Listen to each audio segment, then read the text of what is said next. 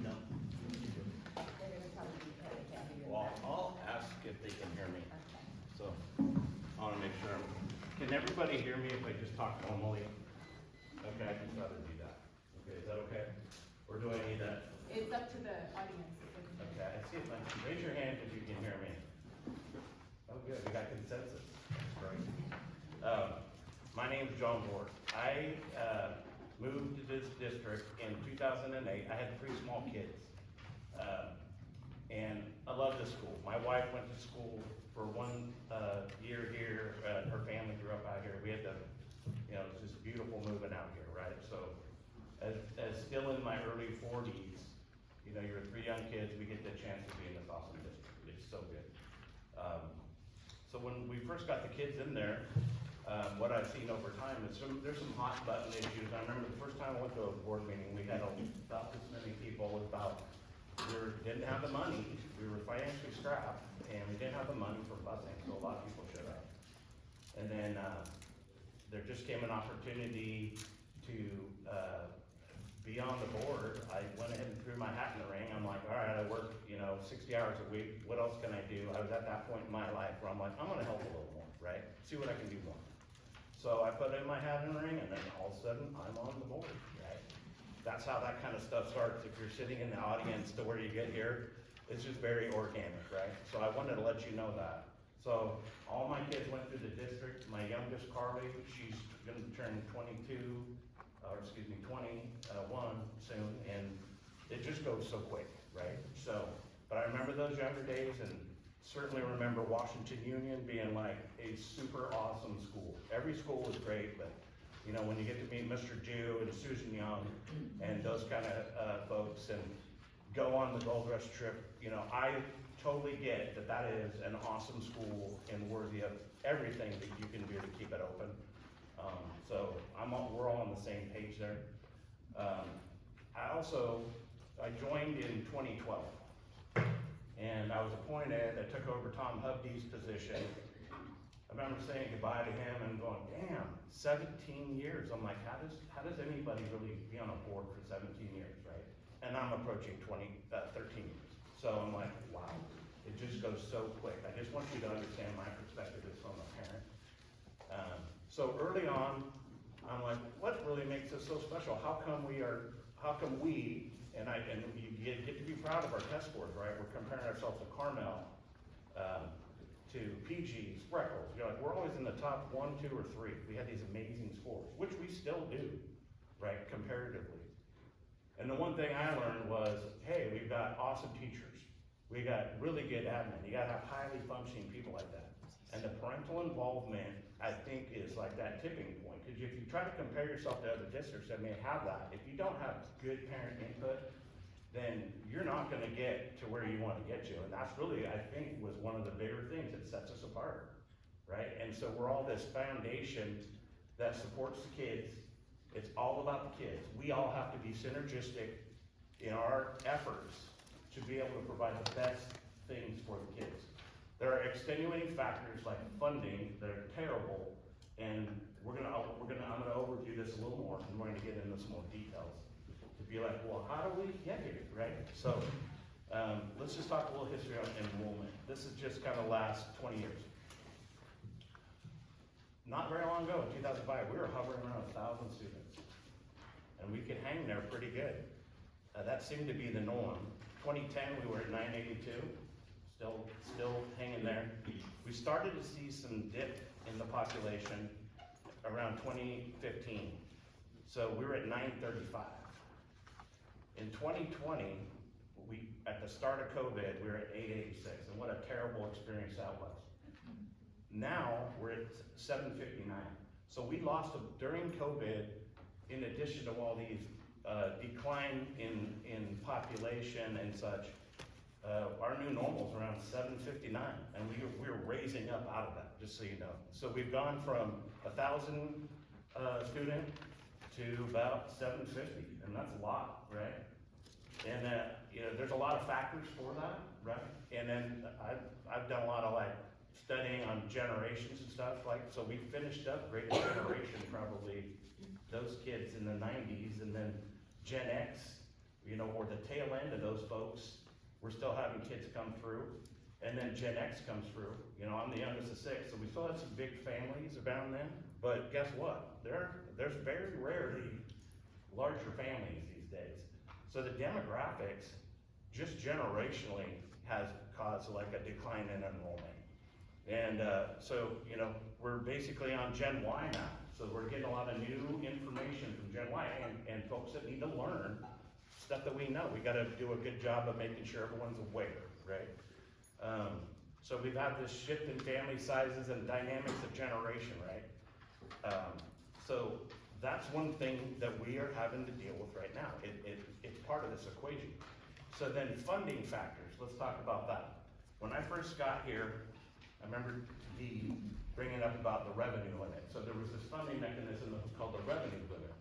Revenue limit was like, all right, they always talked about a baseline, and Dee would always say, they're not even coming close to our baseline. And then there was certain services that you provided, and you would get little kickers, but pretty much everyone was shooting for a baseline. And then around 2008, when we moved here, we all know what happened then. We had a terrible crisis in the financial markets, and it affected all the schools. We did study sessions. We had a committee assigned to study with the community. What can we do? What, you know, and things like that. WOOF has been a part of that all time. How can we shore us up and keep us going, right? So those are important factors, right, back then, but we were struggling with finances back then.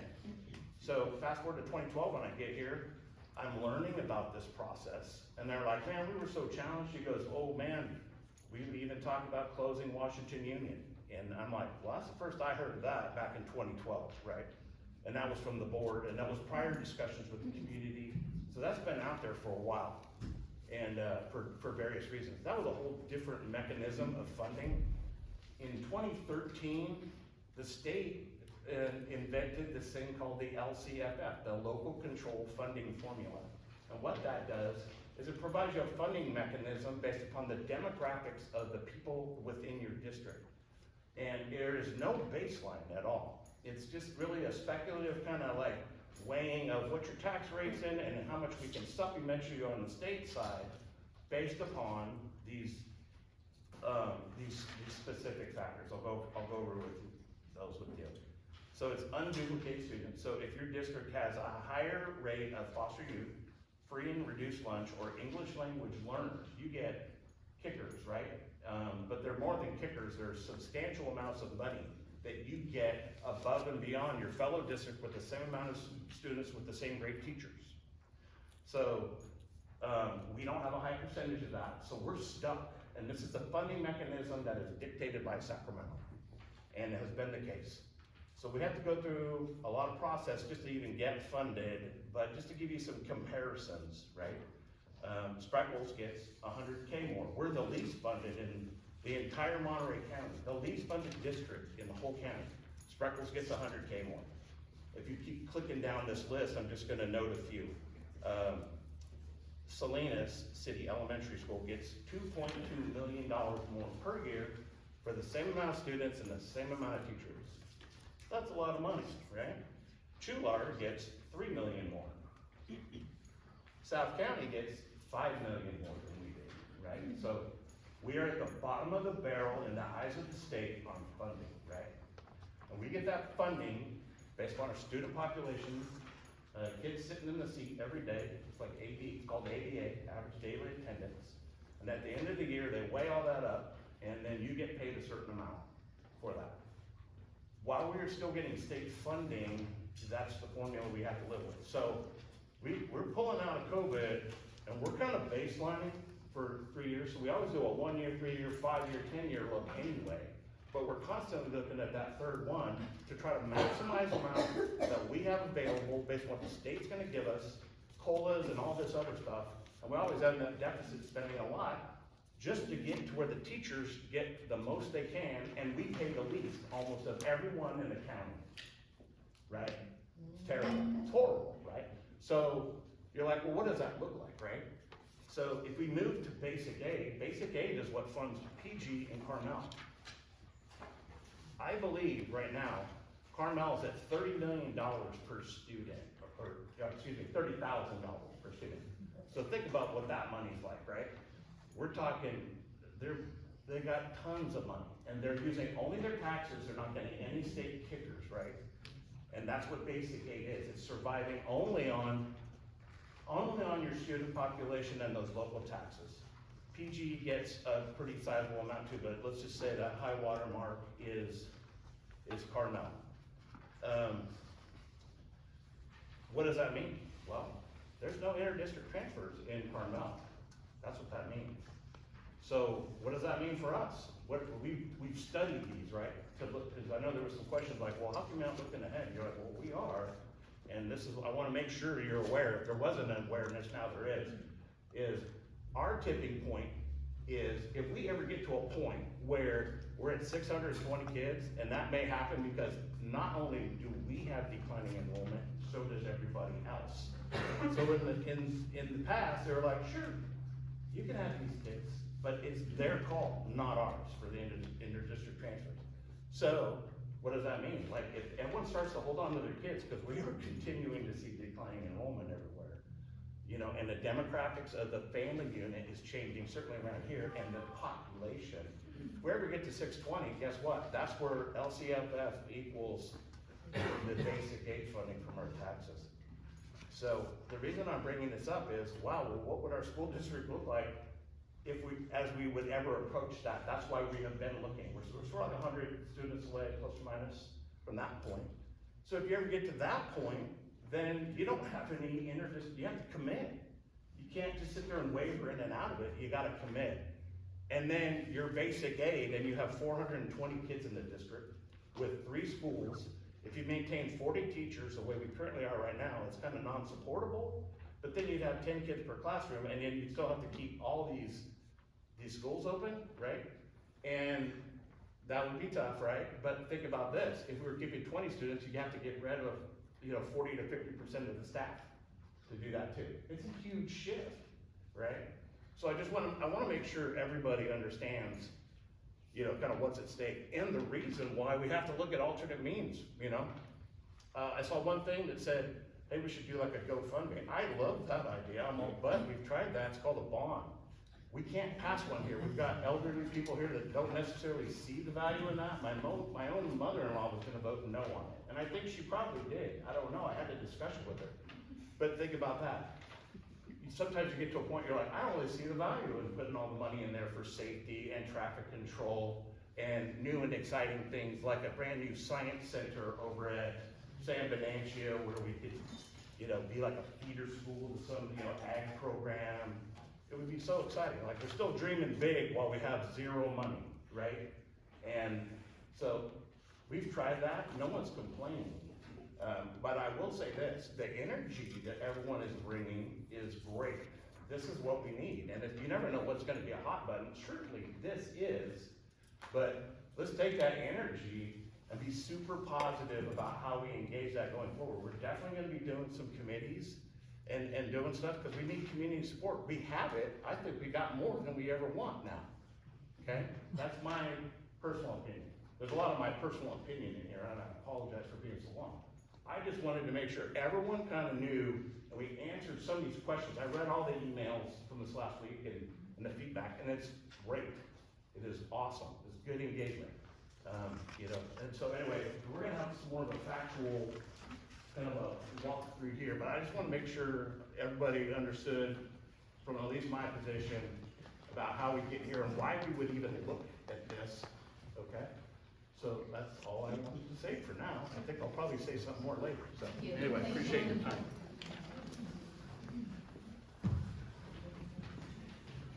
Thank you, John. Before we get to our presentation, I just have a brief statement I'd like to make. Last week, I presented a proposed lease agreement for your consideration.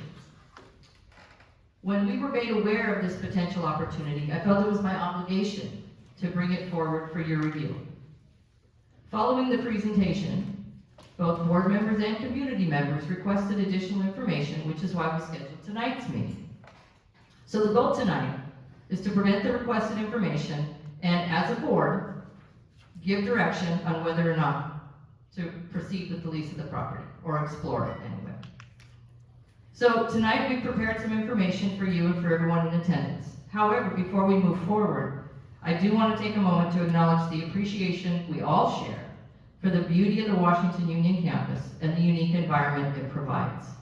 We understand and value the special qualities and experiences that our community treasures at Washington Union.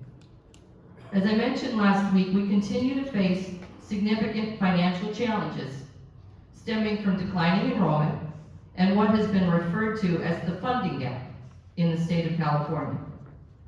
Because our district has a low percentage of unduplicated pupils, and as John just said, that includes English learners, socioeconomically disadvantaged students, and foster or homeless youth, our funding is considerably lower compared to other districts in the county.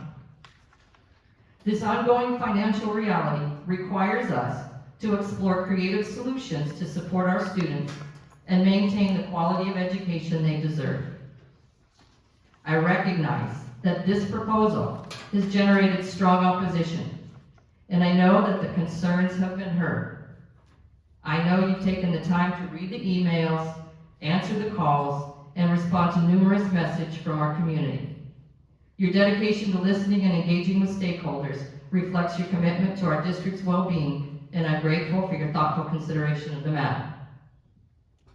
That said, since we first knew of this, we've continued to learn and gather information in preparation for if the direction was given. In last week's presentation, we spoke about the 4th-5th grade split, and many of you expressed an interest in having the possibility of TK5 students, all of them, go to Toro Park School. And as you know from the previous presentations, in both scenarios, we would need to acquire some portables in order to ensure adequate space. So we've been making the calls and making the preliminary plans and finding out what we need to do. In fact, we had an appointment scheduled for today at the county office to see if we might be able to acquire portables from their project, should that happen. And what we found out yesterday afternoon is that in the current construction environment, given the permitting process that's required, we simply don't have the time. So it's impossible to be able to put portables on either of the campuses in time for school to start.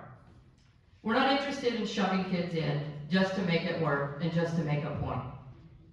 So given all that's been considered and all the information that's received, I would respectfully like to withdraw my request.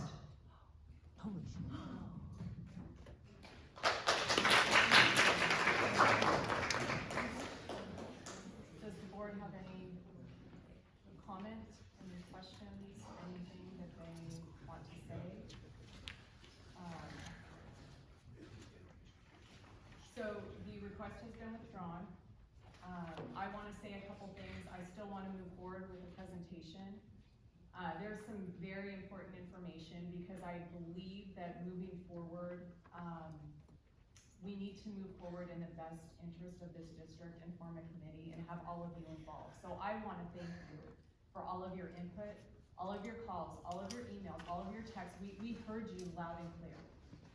We support Ms. Uccelli 110%. If she did not come to us with this, what are we calling it? Proposal. If she did not come to us with this proposal, she would not be doing her job. As the superintendent, that is her job, is to come to us as the board to listen and to see what is being proposed, and we need to vet that. We heard the community, okay? We hear you, we see you, we thank you. And hopefully moving forward, you will continue to come to our board meetings, continue to be engaged.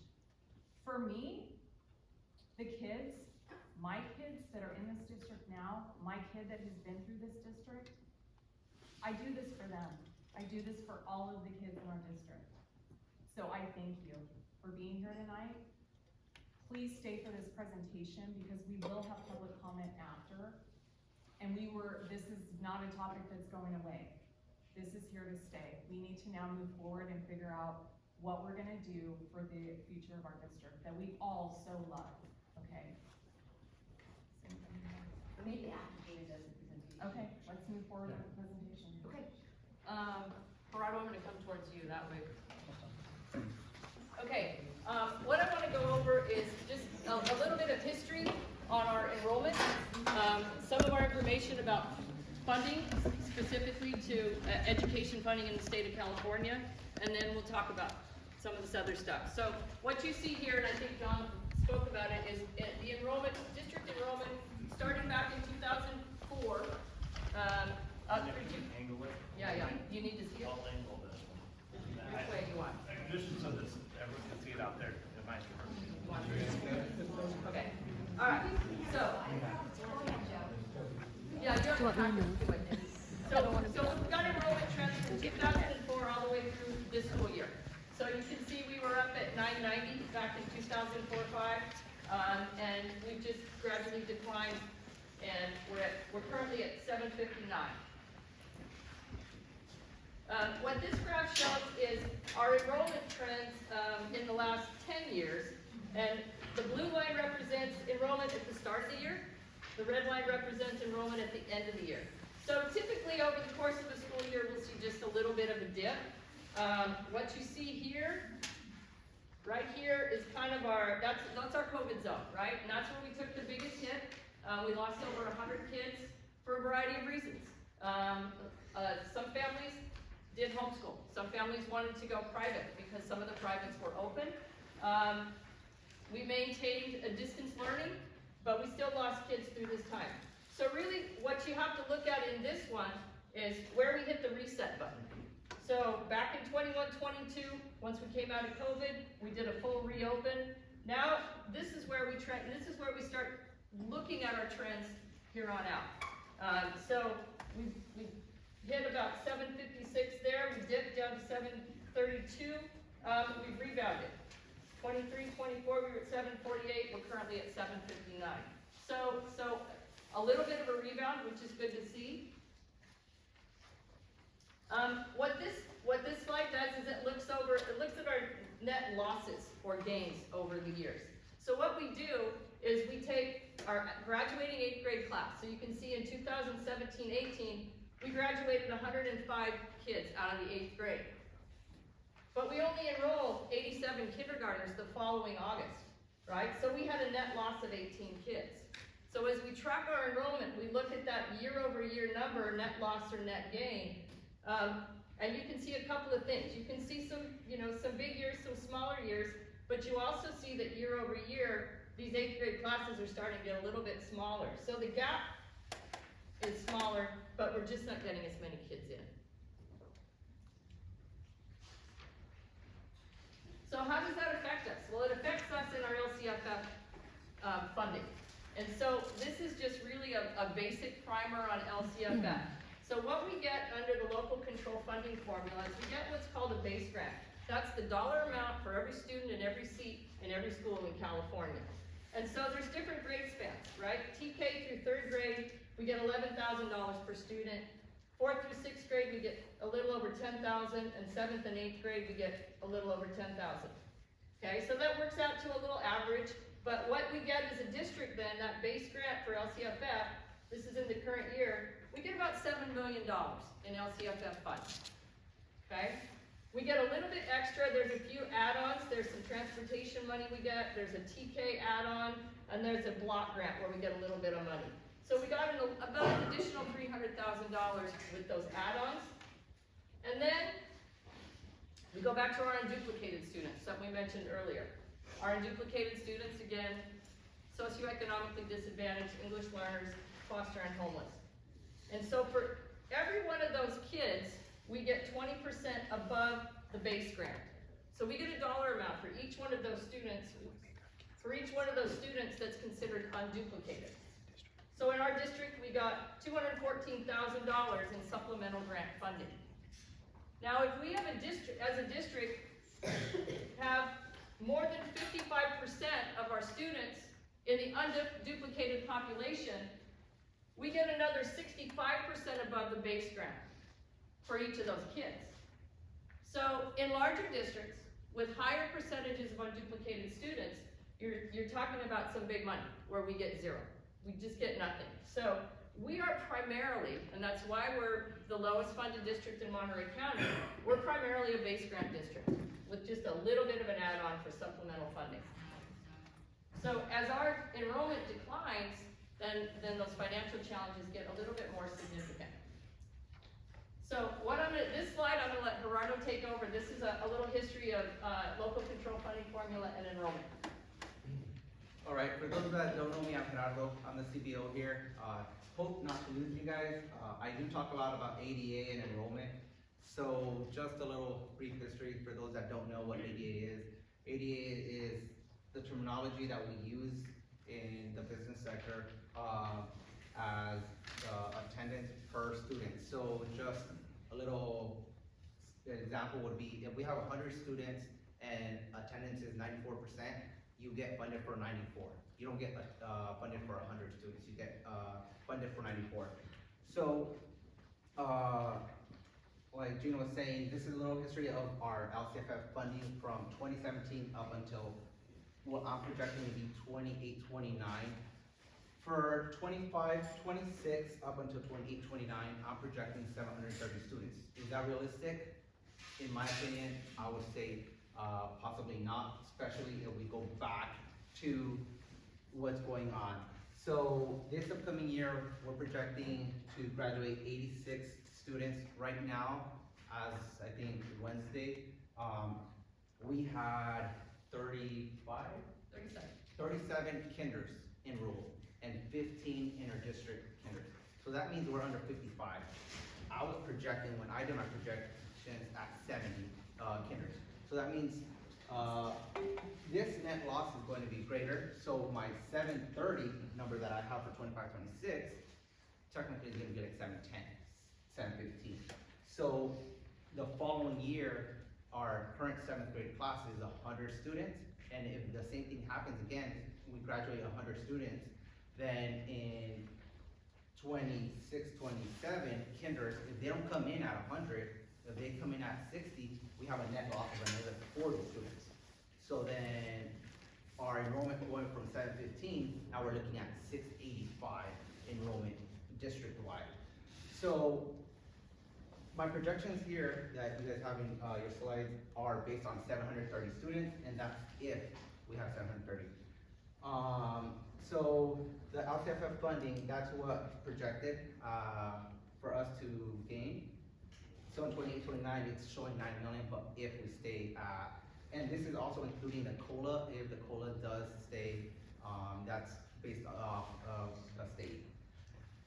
So this is an example of our average for teacher salaries here in the county. As you can tell, Washington Union's at the very bottom. Carmel is way above, and Monterey County, that's an average of the salaries that the teachers get. So as you can see, we're way below them. So basic aid is, like John was mentioning, that's being funded by the taxes that are coming in the 93908 area, basically our jurisdiction. The biggest thing about that is only residents from Washington Union can attend. So how does that look in our classes? So we go from 757 current students, we drop down to 400 students. We go from having 4 teachers, 3 teachers in class to no more than 2 teachers per grade level. I'm gonna show you guys some projections on comparing basic aid versus LCFF, so I'm hoping I don't lose you guys on here. So this is the base grant, so this is not including any supplemental funding that we get from transportation, from supplemental. This is just the base. This is what basically triggers either we go basic aid or we stay in LCFF. So at 730 students, our base LCFF is 7.6 million. Basic aid, for us to be considered basic aid, is 6.5 million. As soon as we hit 6.5 million or below, then basic aid is triggered. At 700 students, It's very unique, and I'll go over a little more about it right now. But at 700 students, as soon as we hit 700 students in district, that means we're only generating another $500,000 between having 300 additional students in the district. That means we're getting no more than $1,700 for those per student, just to generate those $500,000. As soon as we get to 620, like John mentioned, that is the main trigger. That's when, if we get to set 620 students, we're generating just well below basic aid. So at 620, what's gonna happen is we're not even getting 10,000 per pupil per expenditure. So rather than gaining the 10,000 per student, we're well below that. So expenditure, our budget is gonna be a lot harder to manage. So this is a little comparison of what I was just explaining. So our base funding at 730 is 7.6 million. Basic aid, I have it at the very bottom, 400 students. That's $1 million difference. But as soon as we get to 700 students, and I'm using the 88 of 94 because actually California State, we normally try to use 92, 93, but because our attendance is so good, I normally just try to stick to 94, which is surprising. Like I said, we get a little bit over $500,000, but that's only under 2,000 per student for those additional 300 students. So we're not even making base grant right there for those 300 students. So what would happen if we go basic aid? So right now, our per pupil expenditure is 10,944. If we go basic aid, the red line is 400 students. That jumps to $16,000 per student. In 27-28, like I said, this is basing it off of 730 students. We're only gonna reach $12,510 versus reaching $18,549 per student if we go basic aid. So that's it. I think you explained it good. Bottom line is, people are gonna start holding on to their students that are already due. Yeah, so basically, that's the bottom line, is if we continue losing, we continue graduating, these big classes are leaving and our classes coming in are not as big as they used to be, eventually, I foresee seeing 700 students here.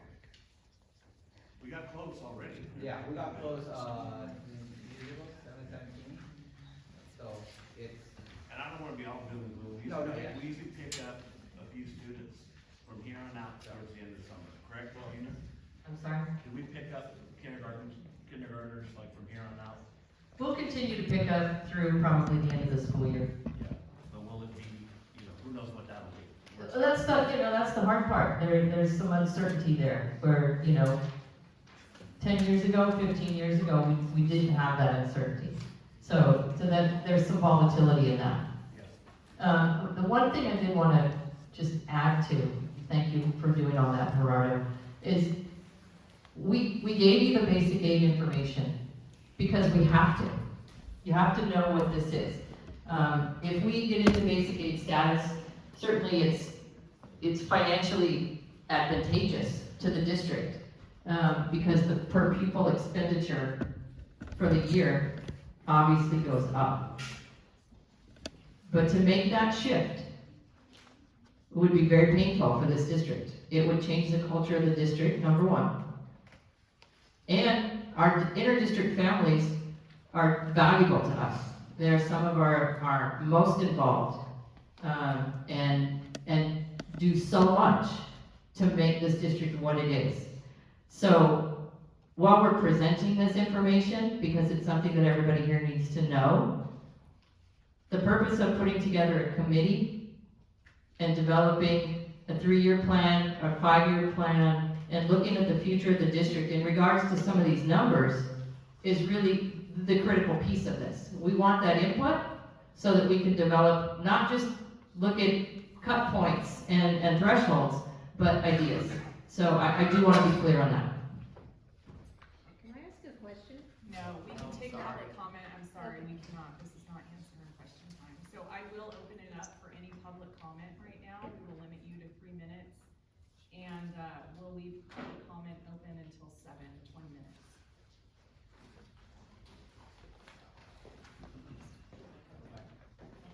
I need to help you up there, I didn't know, sorry.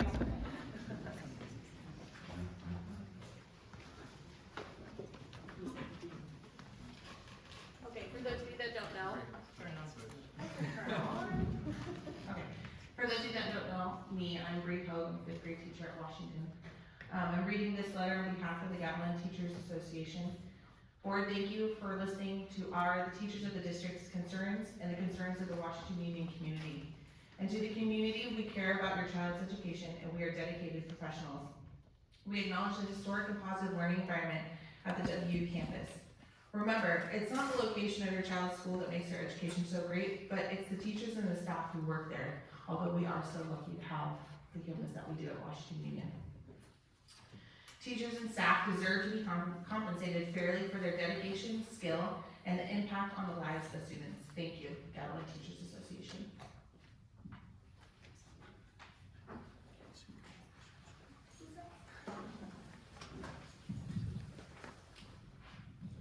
Hi, my name is Jody Bell, and I have 3 kids that went through the district. I just have a question about the interdistrict transfers. In general, are all of them accepted that want to come to the district? I will send you a response. You'll say your response? Oh, okay. Obviously, I don't come to a lot of board meetings. Who was a former teacher for 25 years, but not here. And I just wanted to make a plug for how very special Washington Union School is with the 4th and 5th grade.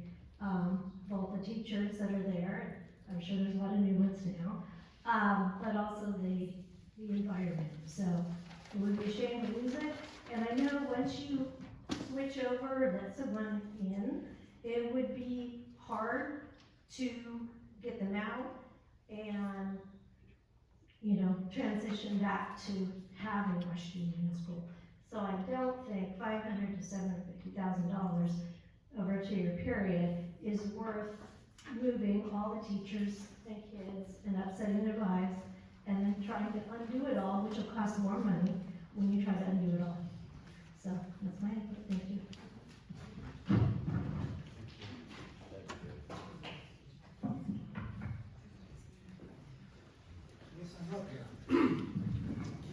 I want to say, John, every meeting I've been to, you are an absolute breath of fresh air in any public meeting I've ever been.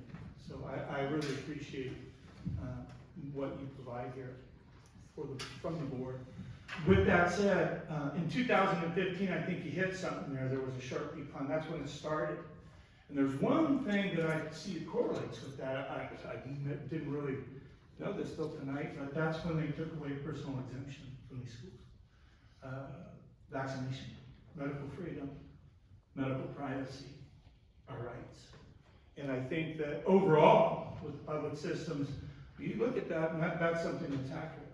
And when we look at math, there's a lot of math here. We're told it was a business. I think it's a right for education.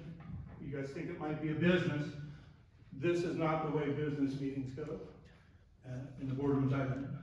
And when you look at, cost $500,000 to $750,000, well, that's not a very accurate amount after having at least presented an opportunity.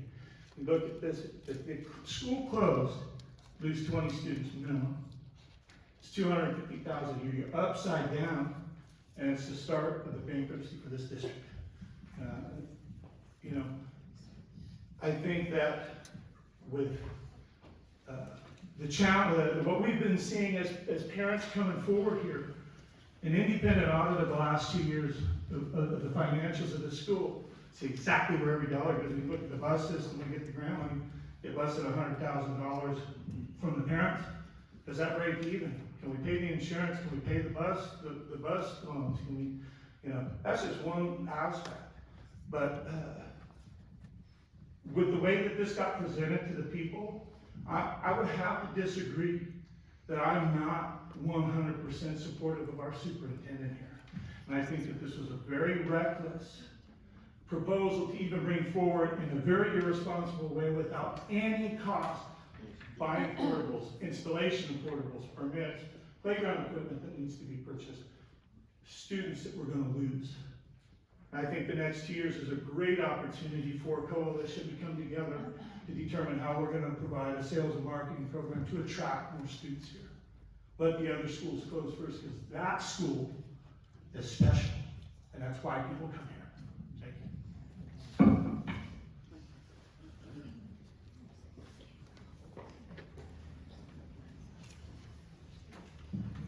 Hi, my name is Sherry Gill, and I've been a teacher in this district for, 13 or 14 years. And I just wanted to say, thank you, Gina. I think you are an amazing superintendent. You have never forced anything down our throat.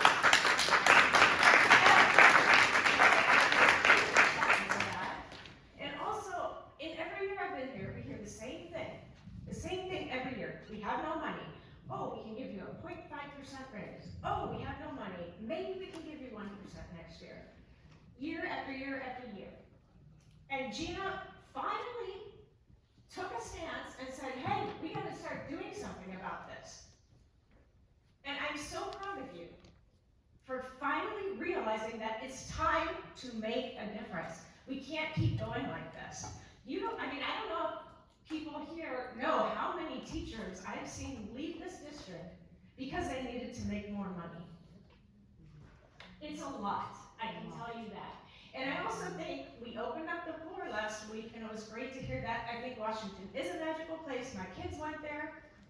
But all of the commentary was based on pure emotion.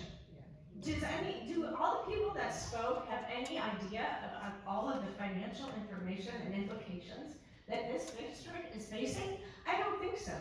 I don't think they have any idea. They just want their kids to go to Washington. We're like the lowest paid teachers in the whole county. And no, we don't do it for the money, obviously. But it would be nice to get a cost of living increase every year. Because it's expensive to live here. And we work hard every day for your kids. And it's just a little disappointing to me that we don't have more backup after all we do for all these kids here.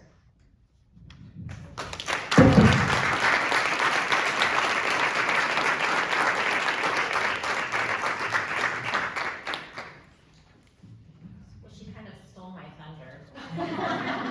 I have to agree with her. I've been in the district for 8 years, and I think that it has taken me about 8 years to understand the financials of this district. All the acronyms and words and stuff, it's been a long time, and we are a broke district. We cannot afford to keep 3 schools running. I know how beautiful Washington Union is, but there are basic things that our students are not getting because we don't have the funds. And I know there was some talk about like, well, maybe we can just raise more money. Doesn't WOOF have money? We receive 24% of our families in our district donate to WOOF. $250, you guys. 24%. Where is this money gonna come from? We are fighting so hard as a member of WOOF for like 6 years to provide our school with ViewSonics. Protection for our middle school on the internet.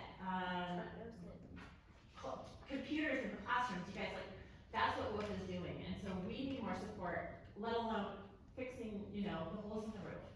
So I just want to say that we do need to start looking at the financials. I do wish we could close Washington Union because as much of a beautiful school as it is, I think that we just cannot financially afford it. And it's by COVID, I think we had a really big conversation about this. There was a really deep dive into it. Of course, nobody comes to the board meetings, so nobody knew about it. But I think that we do need to take a look at what needs to happen in this district. I'm sorry to say that my youngest is gonna be going to private school next year. And I think that that is more of a reflection of the state of our schools in California in general. This is not unique to us. And I think we need to also recognize that. I think there's a lot of things that need to be worked on, but I think we also need to recognize the financials of this. It is a little bit of a business. That is how we keep funding the teachers and funding the students.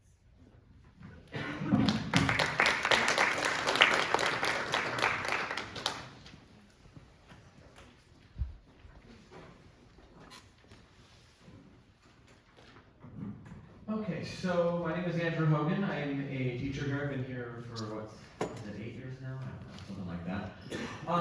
And for the past 6 years or so, I've been to nearly every board meeting. I've been at pretty much all of them. And so this is not new. I've seen a lot of it. I've seen some meetings where it's like, oh, it's a little bit better, yay.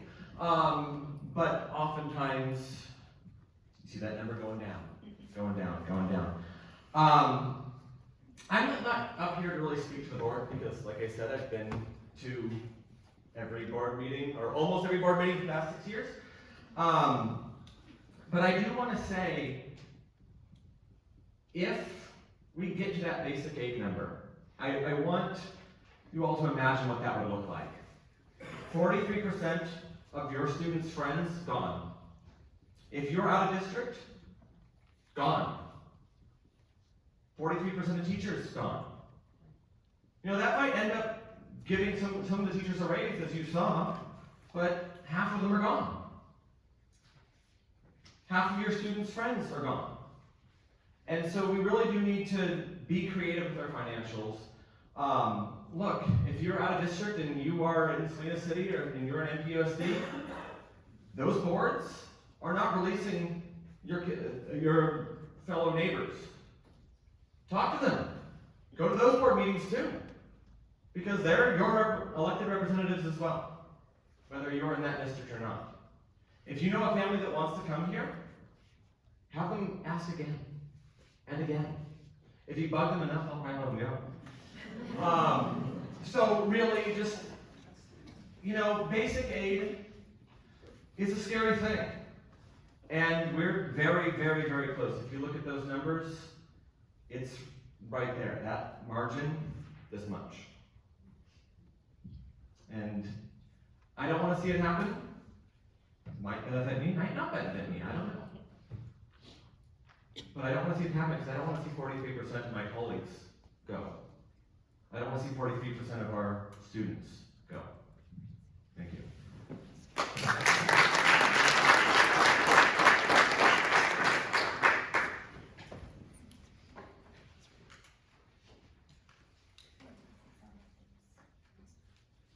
Any more public comment?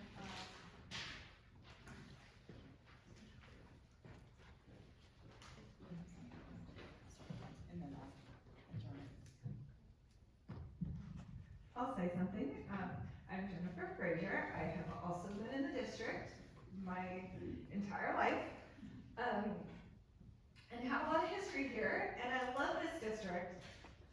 Same thing everybody's saying, I love our interdistrict families. I remember being in 7th and 8th grade, and we had the influx of kids, and it was like new people. It was great to transition to high school, this idea of like, it's not just our tiny little community. So I would also just love to encourage all of us in the community to talk about the value of our schools, because I do think that we've mentioned that here, the idea that our community doesn't necessarily come out to support us all the time. They don't understand our financials, they don't understand what we're doing here, and with what little that we have. And I think that that's kind of a loss, because we are a community of many people who've been around forever. And a lot of us know everybody on our streets and keep running into people that we grew up with and that kind of thing. And I would love for our schools to be more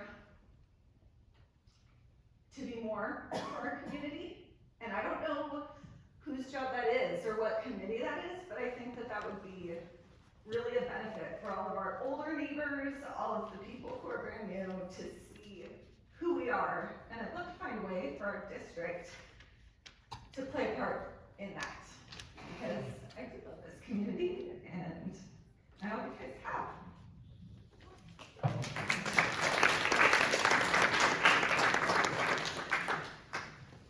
Susie, and I am the GTA president, and I've been here 24 years. So I've been here 4 superintendents, and I've heard the words that we need to, get rid of Washington Union since I've been here. And I was really young, didn't know, didn't understand. But the question that has been said for 24 years is, we're top heavy, we're top heavy, we're top heavy. Everyone has felt, how can you run a school, a principal with 4, 6, 8 classes? It's just unheard of, with 3 principals and a superintendent. That's how it's always, I don't know if you guys know that, but that's how we've all felt. It's top heavy. If you can solve that, great. If you can't, show us why we need 3 principals. Show us what is needed. I know, having gone through 4, 5 principals, my principal's never there. Never, ever there. Never, never, never, right, Toro? Never. Because they have another job. They always have to do something else related to the district. So it's 60-40 or 70-30, but they're not there. So they're not there to support the littles that really need them. So I was looking forward to having, 1 principal, I really was, and not having to have that separate job. But I want you guys to show us why we need an administrator in the district office to run, and why, and how many principals, if we were to do it the other direction, but we're not doing now. Do you understand what I'm saying? We want to see show us the numbers, show us why we have to have 3 principals and a superintendent to support it. I mean, if we see it, maybe we'll all shut up about it. But I haven't seen it in 24 years. I haven't seen it. And we do need to be paid a fair wage. $79,000? Are you kidding me? That is not first year, that's like year 12 to 15. That's $25,000 less than Salinas. And there's not a whole lot we can do about it. She gives us what she can. You guys give us what you can. 2%, 2%. It literally is an extra few bags of groceries a year. It's just not that much anymore. So we appreciate you being open and transparent and helping us through the next step as we try to figure out if we have to do basic aid or what we're going to do. Thank you for your time.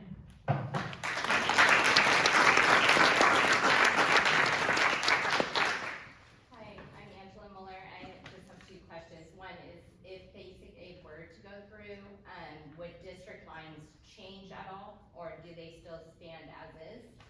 And then, what was my other question? Bear with me. And my other question is, like, when in-district families do leave the district, is there any sort of exit interview or some way to find out why they're leaving, so maybe we can do better as a district to stem off of their feedback?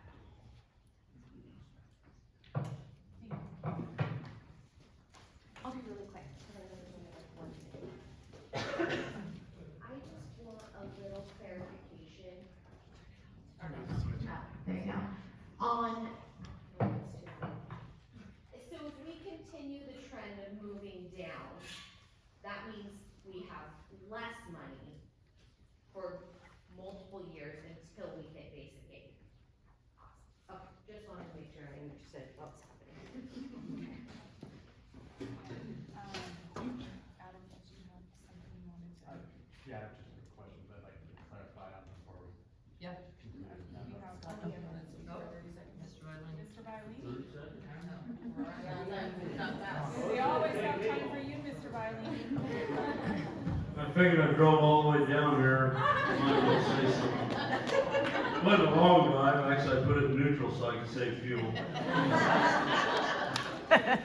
For those people who don't know me, and most of you I have never seen at a board meeting, because I have attended several of them, Scott, Viley, Gina, thank you. I know we've butted heads a few times, but thank you. John, thank you. Board of Trustees, I mean, I've seen this, and it's tough. You guys have a big road to hoe. it'll all get done. I just thought of something, what we need to do is you gotta go back to all the alumni that are now doctors and lawyers and professionals. And I'll speak with Emily next week when she's at school, when she comes home and say, you know what, you guys gotta cough up a little change here. You guys are making way too much money and your school district's gonna go to hell. So, thank you for everything. I appreciate it.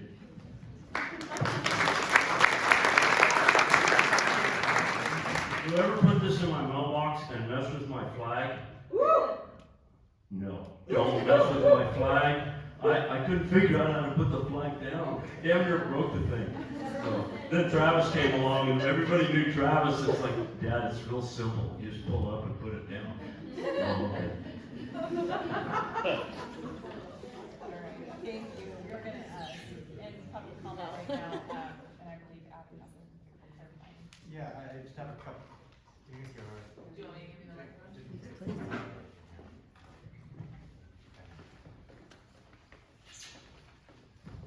All right, thank you. So just a couple clarifying things real quick. Listening to Alyssa, and I just want to make sure that we're kind of all on the same page here. But first, thank you all for coming out and for your continued input and support for our students. We are nothing without the students. That's why we are here.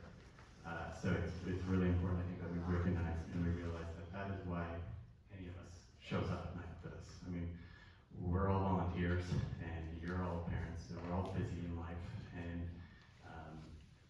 we make time for the priorities that we have. So thank you very much for being here. So my next question, I guess, Gina, is as we have come to this conclusion that it can't work for next year, what is next? What is this committee that we need to form? How does it work? Who can be on it? What is the sort of things that they can recommend for the future?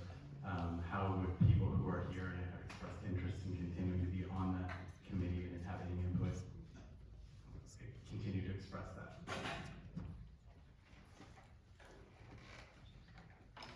Okay. So the committee is called a 7-11 committee. You can look it up in Ed Code, you can look it up on the California Department of Education's website. The purpose of a committee is to consider whether or not a school district needs to let go of a property. That's really the primary purpose. If you're considering what your next steps are, such as our district has to consider is where we're going and what we need to do, and do we need to let go of a property or can we maintain it? So the purpose of a 7-11 committee is to do an analysis of that over time. It got its name because there's some parameters for which your membership is based on.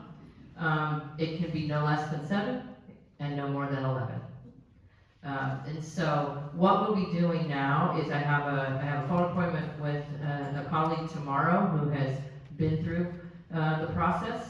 So to get the parameters on how the committee is formed. Is it just a sign up in a lottery? Is it an interview process? So that's what we're determining right now, is how that committee gets formed.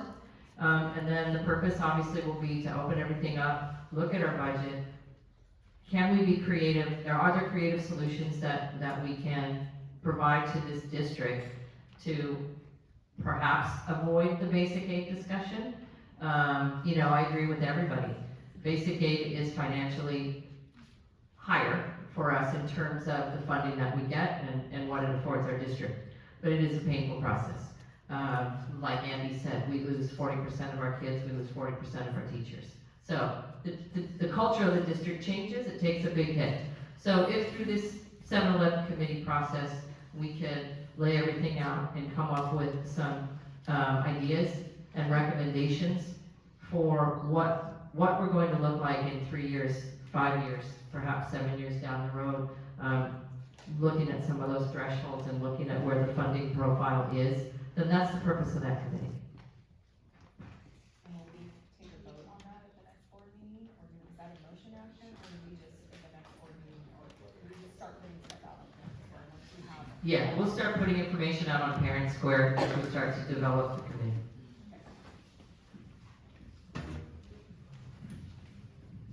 That was my next question of what can we expect at the next board meeting? Are we gonna be voting on a committee, or are we discussing the committee, or is it just something that you are going to be able to put out there and recruit for? My goal for the next board meeting is to be able to outline the process and the specifics so that we can start moving forward to form the committee and then start our work. Okay, is there any more questions from the board? No? Thank you everyone for coming out tonight. Do I have a motion to adjourn? So moved. And a second?